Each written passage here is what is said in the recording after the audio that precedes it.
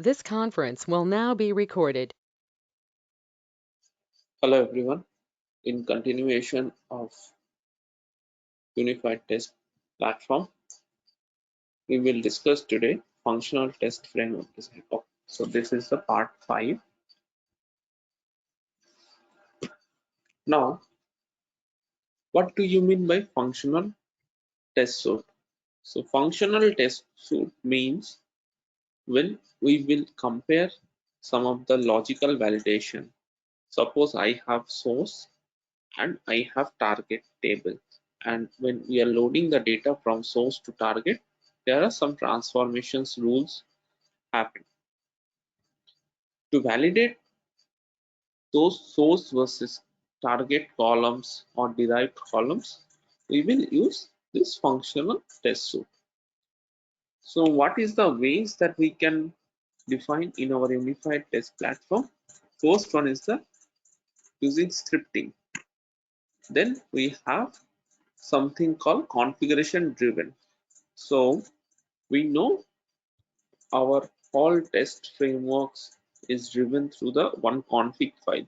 So when we will run some kind of functional test suite, there also we can mention some of the transformations logic to validate it. And apart from that, there is another thing called mapping. So we can use the mapping sheet and start validating the data also. So first point, when we are going to discussing about the scripting, what do you mean by script? So script is we can write something this way. So this is the one sample form of writing the scripts. So we define two functions. One is source and another one is a target.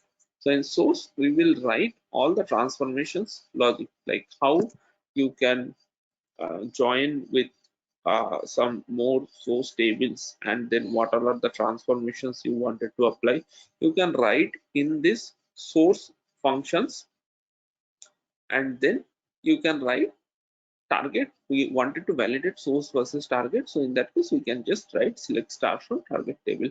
So if you give these two inputs to the config file of the functional test, then automatically data will be processed how you have written the queries. In the backend, it will pick this query and pick the target query. Then it will try to validate all the columns as well as the some of the basic test like total number of counts, source and target, then how many source and target columns are matching, how many left outer right outer joins between source and target, as well as all columns level validations, and it will give you some percentage like for each column how many records are missing and what is the percentage of mismatch. And after that it will try to check the target tables or this tables uh, data type validations, as well as the whether all the columns from target table and source tables are validated properly or not. That part also it will be checked. Yeah, I understand that until unless if I'm not giving you the demo, you will not be able to understand or grasp 100%. But for our designing purpose, I'm just discussing. When we will show the demo, we will understand end to end. Okay. Now second part is the config files. Through config files also we can able to validate it. So here there could be some parameters. I just give an example, like you can write some src call as a one parameter to define the source transformations and tgt call to define the target transformations as well.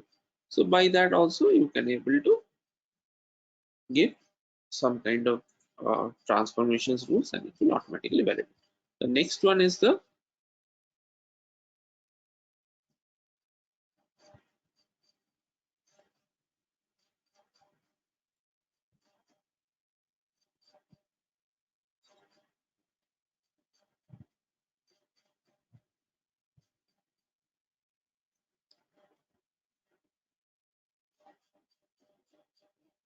This conference will now be recorded. So next one is mapping. So we all know how to write some mapping. So if you have some target columns, if you have some source columns, so there are three columns I defined. One is target column. So this is nothing but your target table columns names. This is the source map where you can apply or write the source mappings between when you know the mapping sheets, you can write this type of mappings. I just gave you two examples, but if you have more, you can add it that one. And then you can give the status why it is given, because suppose sometimes what happens, I wanted to run all the columns validations in one shot, but sometimes I don't wanted to run all those. I wanted to run few of them.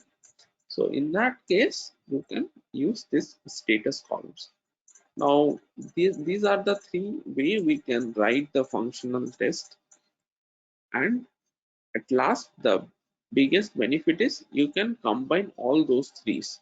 So like sometimes some complex things also we need to write, some functions that we have to write, some uh, data frames or Spark data frames or SQL data frames or any other kind of Python or Java program that we have to write while combining the source, and even sometimes source is coming from the API call as well as the file systems also.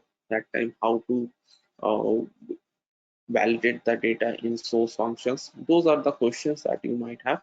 In that case also we can handle everything through this scripting. So in source also you can write any number of any kind of programs. Like if I talk about the Python, I can use some of the Python scripting as well as some of the data frame in Spark, as well as I can call the RDBMS systems, get the data, I can call the APIs and get the data and then validate with the target tables or target files. All those things we can do it. Okay. That's all for functional testing. If you have any questions, you can let me know. Thanks for watching. Bye.